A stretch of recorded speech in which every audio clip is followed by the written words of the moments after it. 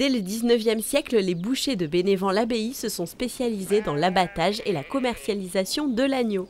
Cette activité, organisée au sein de quelques grandes familles, a largement contribué à structurer et animer la vie bénéventine.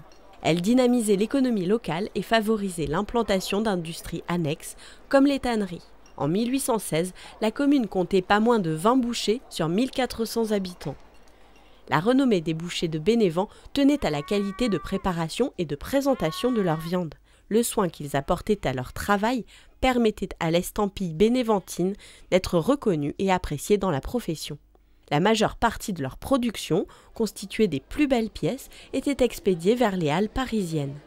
Le reste était acheminé vers Lyon, Bordeaux ou Roubaix, tandis que les bas morceaux ont enrichi la gastronomie locale.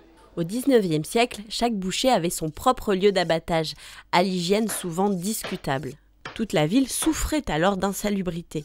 Un abattoir municipal est donc créé en 1913 pour faire face à l'augmentation de l'activité, améliorer les conditions d'hygiène et de contrôle, respecter les nouvelles réglementations et assainir la ville. Dans les années 30, les abattoirs de Bénévent fournissent presque 30 000 agneaux par an aux halles de Paris. L'évolution de la production sera constante jusqu'en 1960. Mais à l'aube des années 80, l'abattoir doit fermer faute de s'être modernisé. Le bâtiment abrite aujourd'hui une entreprise de fabrication de bardeaux de châtaignier. Cette fermeture a entraîné le déclin de l'activité moutonnière et des industries qui lui étaient liées.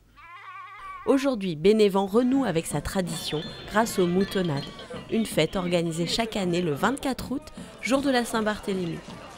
En effet, le patron de l'église de Bénévent-l'Abbaye, Saint Barthélemy, est aussi le saint patron des bouchers et des tanneurs.